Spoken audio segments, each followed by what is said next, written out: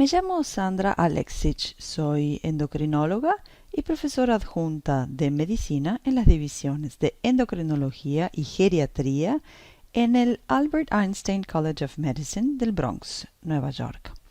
Mi interés clínico se centra en el tratamiento de adultos mayores con enfermedades endócrinas. También soy investigadora sobre el envejecimiento, centrada en las interacciones entre los cambios hormonales y el deterioro de la función relacionados con la edad. ¿Cómo cambian de forma natural los niveles hormonales con el envejecimiento? Los niveles hormonales muestran cambios muy marcados con el envejecimiento, y esto difiere un poco de un eje hormonal a otro.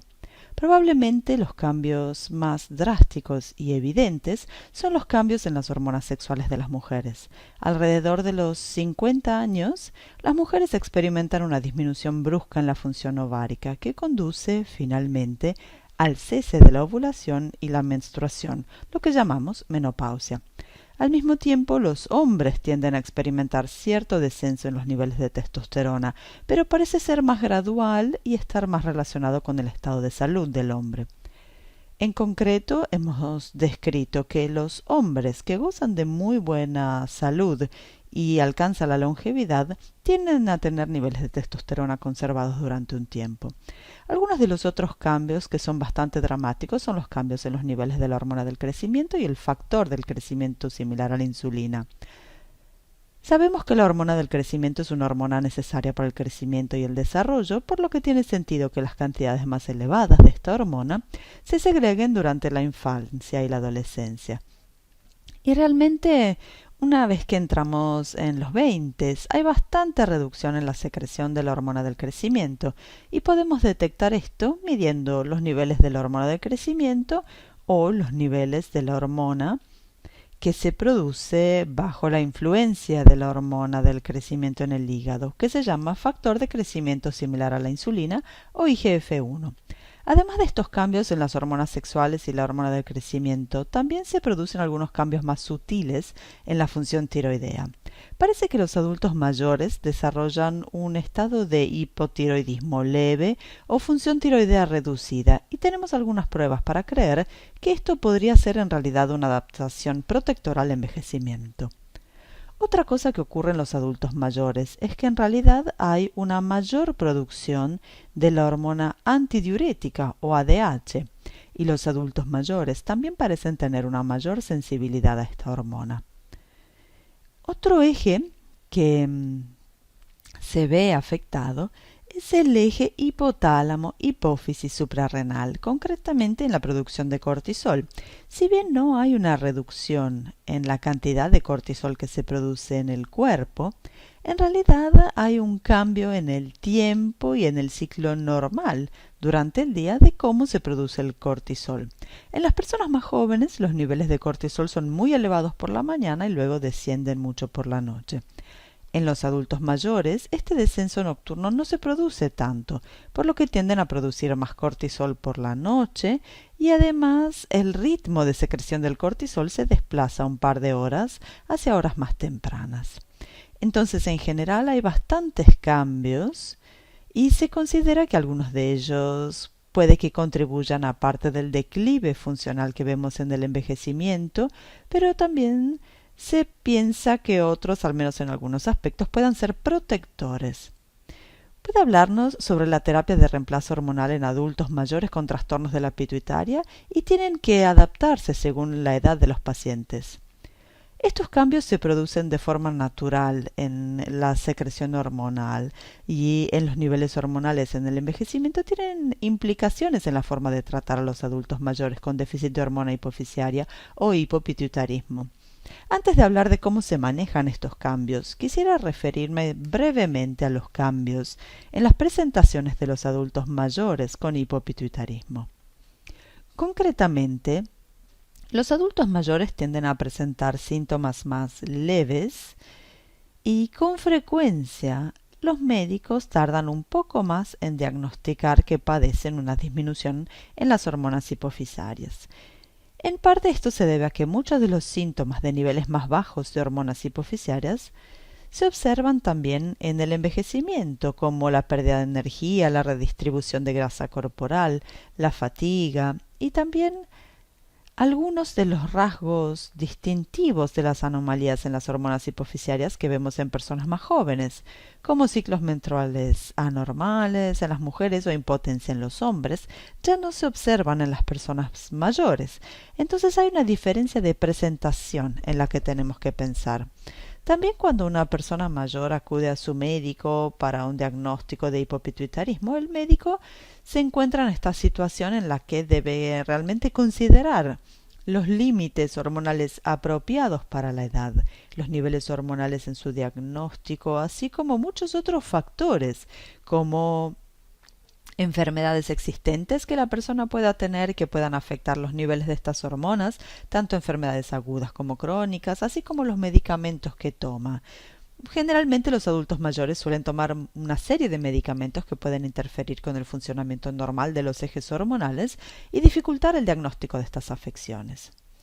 Ahora, llegando a cómo pensamos en reemplazar las hormonas en los adultos mayores con hipopituitarismo, tenemos que tener en cuenta tanto los cambios naturales que se producen con las hormonas, como los efectos de la medicación que la persona puede estar tomando, que también afectará tanto la rapidez con la que estas hormonas se eliminan del cuerpo, o sea, el aclaramiento de las hormonas, así como el efecto de estas hormonas. Por ejemplo, si hablamos de insuficiencia suprarrenal, aunque no existan directrices oficiales claras sobre cómo deben sustituirse los glucocorticoides en los adultos mayores con insuficiencia suprarrenal, la opinión de los expertos es utilizar dosis más bajas que en las personas más jóvenes. El motivo de esto es que en las personas mayores, cualquier hidrocortisona que la persona pueda estar tomando parecería permanecer más tiempo en el cuerpo, por lo que se elimina más lentamente, y por ello necesitan menos hidrocortisona.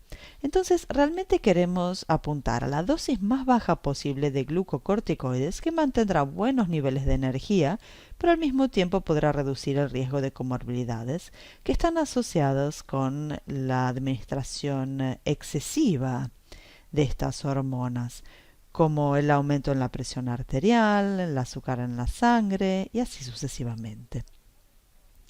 Cuando se trata de otras hormonas, por ejemplo para el reemplazo de la hormona tiroidea, también recomendamos comenzar con las dosis más bajas que en las personas más jóvenes y luego ir aumentando la dosis lentamente.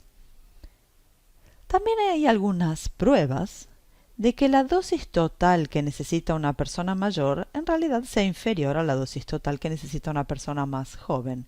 Y parte de esto es porque nuevamente hay una eliminación más lenta de las hormonas tiroideas. Entonces cualquier cantidad de hormona tiroidea que reciba la persona mayor tiende a permanecer más tiempo en su organismo. Además, en las personas mayores nos preocupamos más de efectos secundarios de administrar demasiadas hormonas tiroideas porque corren un mayor riesgo de sufrir algunas de las consecuencias negativas, como osteoporosis, arritmias cardíacas, insuficiencia cardíaca y demás. En general, si buscamos qué nivel de hormona tiroidea queremos lograr en adultos mayores, estaremos apuntando a niveles más bajos que en las personas más jóvenes. Ahora, volviendo a otras hormonas, una de las hormonas comúnmente reemplazadas, pero aún discutible dependiendo del médico, es la hormona del crecimiento. No existe una orientación clara y única sobre si una persona mayor debe seguir recibiendo el reemplazo de la hormona de crecimiento, sabiendo que existe este descenso natural bastante pronunciado en los niveles de la hormona de crecimiento con el envejecimiento, pero algunos expertos recomiendan sustituirlos siempre que la persona no tenga más de 80 años ni contraindicaciones. Una contraindicación, o sea, la afección en la que no debe administrarse la hormona del crecimiento, es con un cáncer activo. También en este caso, si una persona mayor recibe la hormona de crecimiento, debe recibir una dosis menor que una persona más joven y debe haber un seguimiento cuidadoso de los posibles efectos secundarios, que nuevamente pueden incluir el aumento en la presión arterial, el aumento de azúcar en sangre, hinchazón, síndrome del túnel carpiano y demás. Con respecto a las hormonas sexuales, en las mujeres mayores que tienen hipopituitarismo generalmente seguimos las mismas pautas que en otras mujeres menopáusicas, lo que significa que si bien recomendamos la terapia de reemplazo hormonal en mujeres con hipopituitarismo hasta que alcanzan la edad de la menopausia, después de la edad de la menopausia, que es un promedio alrededor de los 50-51, no necesariamente queremos continuar con ese reemplazo y podríamos considerar reducir la dosis al nivel que controle los sofocos si la mujer los sufre. En términos de hombres mayores que necesitan reemplazo de testosterona, esto es algo que podemos continuar de por vida, así que esto es un poco diferente que en las mujeres, donde en las mujeres tendemos a disminuir estas hormonas y suspenderlas cuando van más allá de la menopausia.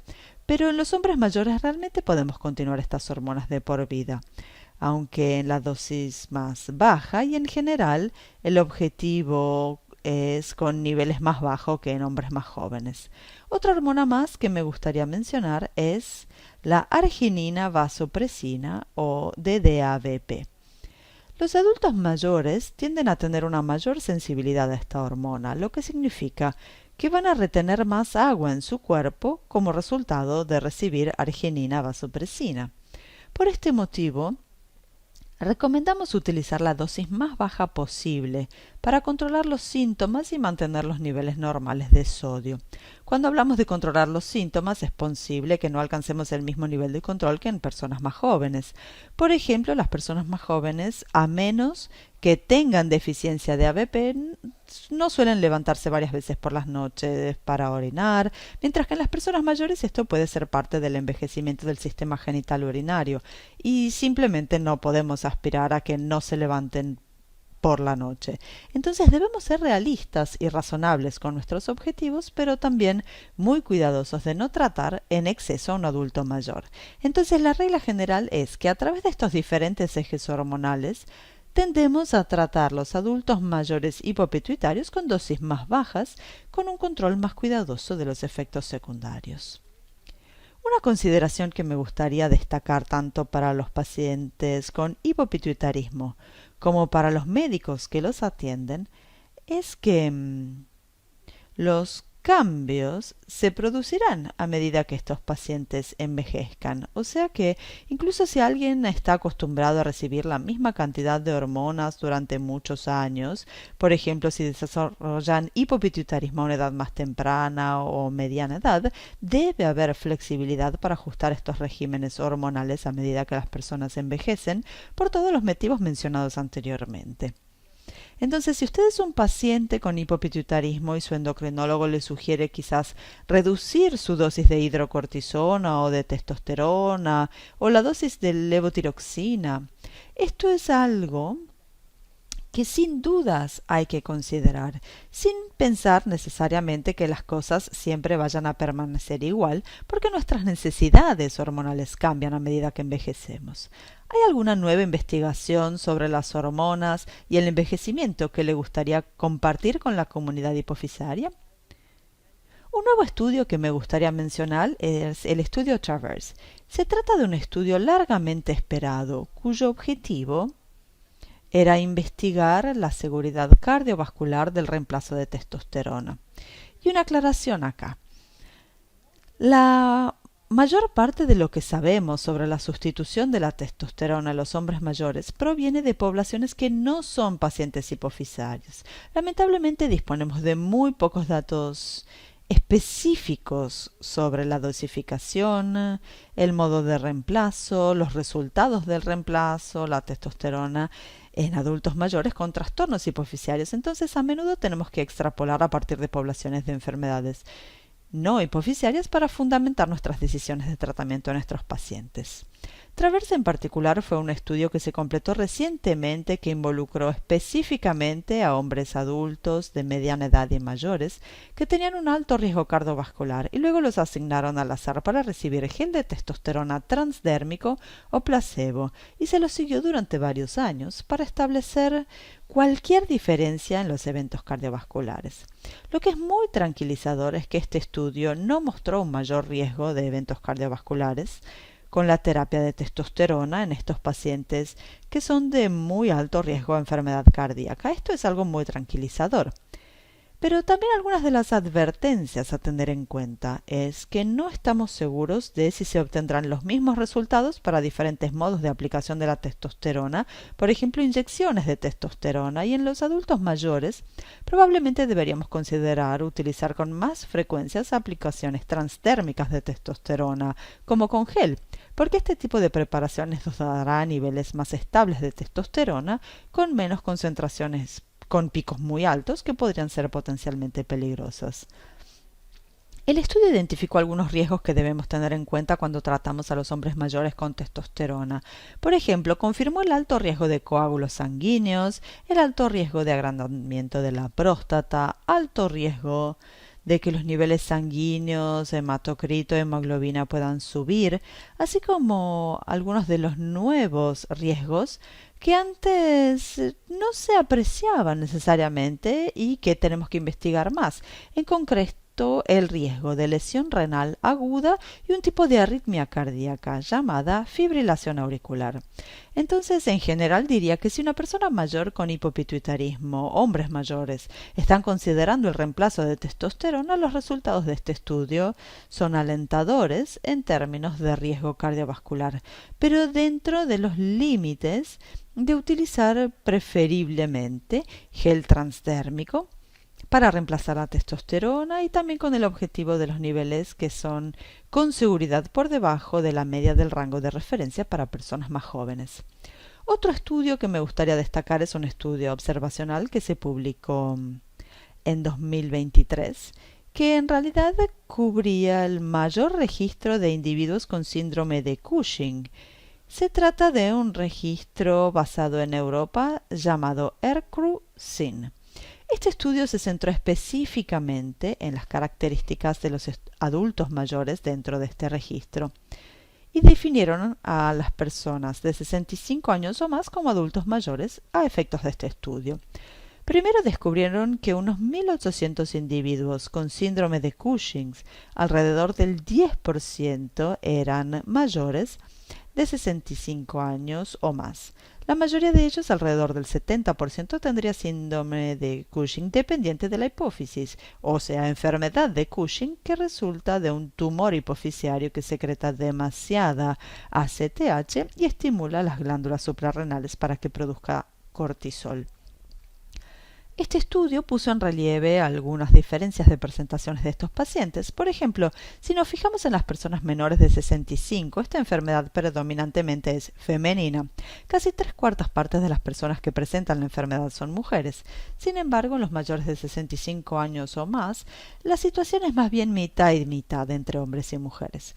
Luego, otra cosa que es muy común en los adultos más jóvenes con síndrome de Cushing es el sobrepeso y la obesidad, con un IMC promedio cercano a 30, mientras que en los adultos mayores en promedio en realidad no tenían ni sobrepeso ni obesidad.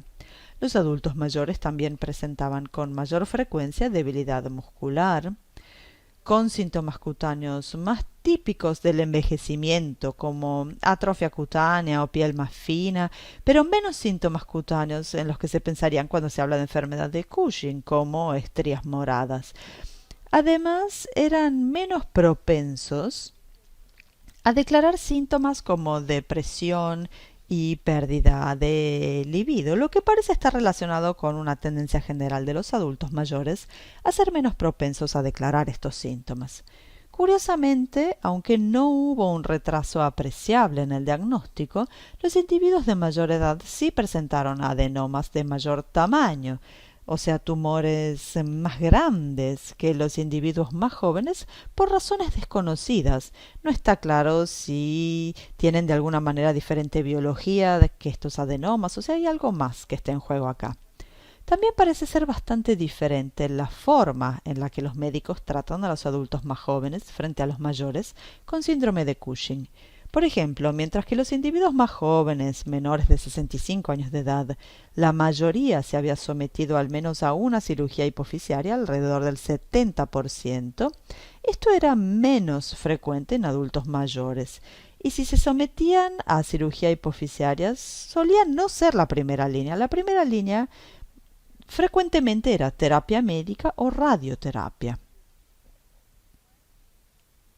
lo que puede deberse a una combinación de factores. Obviamente se trata de un estudio observacional, por lo que no necesariamente podrán entender plenamente por qué se han tomado estas decisiones diferentes, pero sabemos que los adultos mayores en general tienen un mayor riesgo perioperatorio y sopesar el riesgo de la cirugía con los beneficios de la curación potencial del síndrome de Cushing y la enfermedad de Cushing probablemente sea algo que los médicos sí tuvieron en cuenta.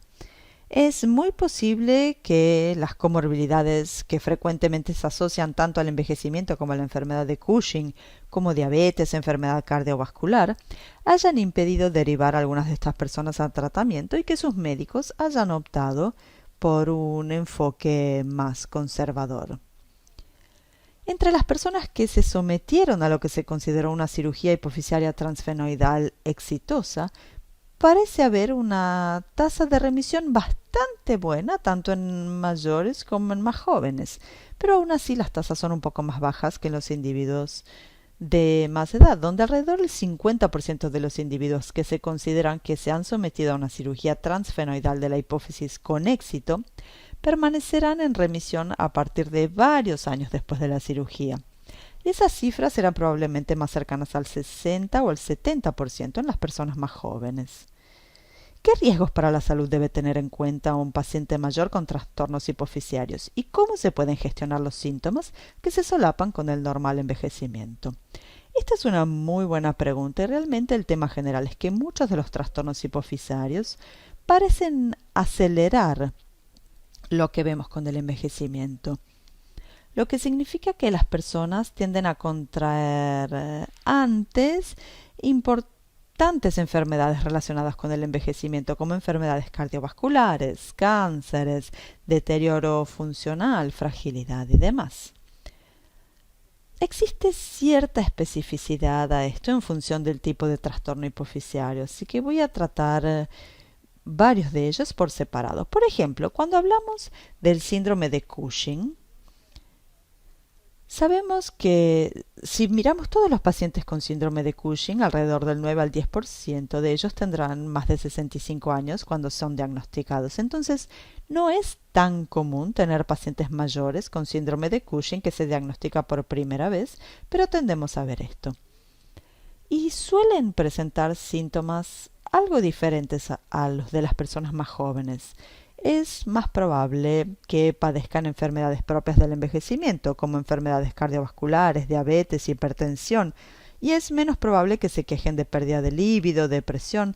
También es menos probable que presenten cambios cutáneos típicos, aumento de la pilosidad, por ejemplo, pero es más probable que presenten adelgazamiento de la piel o atrofia cutánea. Entonces, algunos de estos tipos de síntomas tienden a solaparse con el envejecimiento.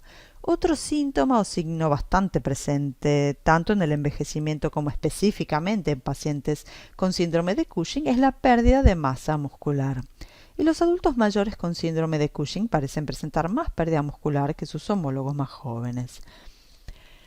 Entonces, cuando hablamos de controlar estos riesgos en adultos mayores, debemos tener en cuenta que tienen un mayor riesgo de enfermedad cardiovascular, mayor riesgo de osteoporosis, de pérdida de masa muscular. Y el tratamiento debe dirigirse tanto a controlar la enfermedad, en este caso la enfermedad de Cushing, como a la gestión de todos estos factores de riesgo. Lo que significa que, por ejemplo, si hablamos de reducir el riesgo cardiovascular, realmente tenemos que hacer hincapié en la importancia del ejercicio, la dieta saludable, pero también medicamentos para reducir los niveles de colesterol, los niveles de presión arterial, los niveles de azúcar en sangre. Si hablamos de prevenir fracturas, que son bastante frecuentes en adultos mayores con enfermedad de Cushing, según algunos estudios, 1 de cada 4 presenta fracturas. Realmente queremos asegurarnos de proporcionar una terapia adecuada, apoyo con vitamina D y calcio y luego terapia antirresortiva según sea necesario. Cuando hablamos de otras afecciones como acromegalia, por ejemplo, también tenemos algunas diferencias. Primero en la presentación clínica. Y de nuevo, gran parte de la presentación puede solaparse con lo que vemos en el envejecimiento. El tema general parece ser que los adultos mayores que tienen acromegalia tienden a tener más diabetes, más hipertensión, más agrandamiento del corazón que sus homólogos más jóvenes. Y también tienen más apnea del sueño. En cuanto a molestias articulares, la verdad es que no hay tantos datos. Presentan con más frecuencia molestias articulares en comparación con las personas más jóvenes con acromegalia. Sin embargo, no disponemos de datos fiables que puedan confirmar que los adultos mayores con acromegalia tengan una mayor prevalencia de osteoartritis que la población general. Otra presentación de la acromegalia que también se observa en el envejecimiento, especialmente en las mujeres, son las fracturas vertebrales. Sabemos que a medida que las mujeres envejecen y entran en la menopausia, tienden a perder masa ósea, lo que aumenta el riesgo de fracturas, incluidas las vertebrales o de columna. Sabemos que los adultos mayores tienen estas fracturas, pero no sabemos con certeza si los adultos mayores con acromegalia tienden a tener más fracturas vertebrales que los más jóvenes. Cuando se trata de algún otro síndrome geriátrico específico, como de fragilidad o deterioro cognitivo, existen datos que sugieren que los individuos mayores con acromegalia parecen tener mayor fragilidad y mayor deterioro cognitivo en comparación con los adultos mayores sin acromegalia, pero nuevamente este campo está poco estudiado y necesitamos más datos. ¿Cuáles son los cambios más importantes en el estilo de vida que pueden ayudar a los pacientes a aumentar su longevidad y calidad de vida a medida que envejecen? En primer lugar, estamos viendo cada vez más adultos mayores con afecciones hipoficiarias. Y esto es una combinación del hecho de que estamos mejorando en el tratamiento de estos trastornos y las personas viven más tiempo con ellos, y también el hecho de que estamos haciendo más estudios de diagnósticos, por ejemplo, resonancia magnética cerebral, que luego encuentran tumores hipoficiarios incidentales, y a través de mayores estudios identificamos secreciones hormonales o déficit hormonal en estos tumores. Entonces hay un número mayor de adultos mayores con trastorno hipoficiario.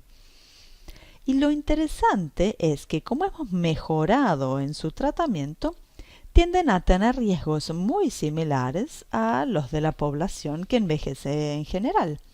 O sea que cuando hablamos de controlar la salud, queremos centrarnos en todas aquellas intervenciones que utilizaríamos para promover la salud de las personas que envejecen en general. Evidentemente, además de tratar la enfermedad principal, si existe un exceso de secreción hormonal como la enfermedad de Cushing o la acromegalia, queremos tratar estas enfermedades. Y además de esos ajustes a las estrategias de reemplazo hormonal que discutía antes, en todos los adultos mayores realmente queremos centrarnos en la optimización de su función física y en la reducción de su riesgo de enfermedad crónica. Y realmente cuando hablamos de optimizar la función física, la parte más importante es el ejercicio. Todos tendemos a volvernos más sedentarios a medida que envejecemos, lo que es realmente perjudicial para nuestra salud.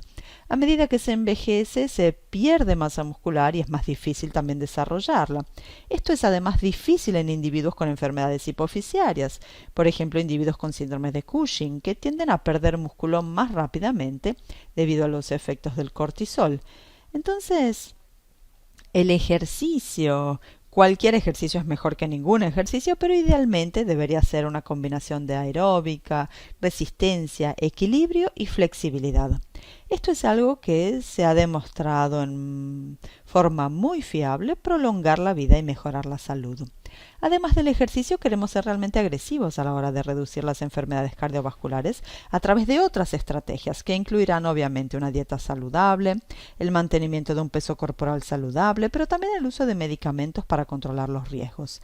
Lo cierto es que las personas con trastornos hipoficiarios, al igual que la población general, tienen mayores probabilidades de morir de enfermedades cardiovasculares. Sigue siendo la primera causa de muerte en los adultos mayores. Entonces queremos ser muy agresivos en el tratamiento de estos riesgos, lo que incluye reducir el colesterol, bajar la tensión arterial, controlar la diabetes y más. Obviamente una parte muy importante del bienestar general es la gestión del estrés y la conexión social. Sabemos que las personas que son capaces de gestionar mejor el estrés y tienen conexiones sociales más significativas envejecen de forma más saludable.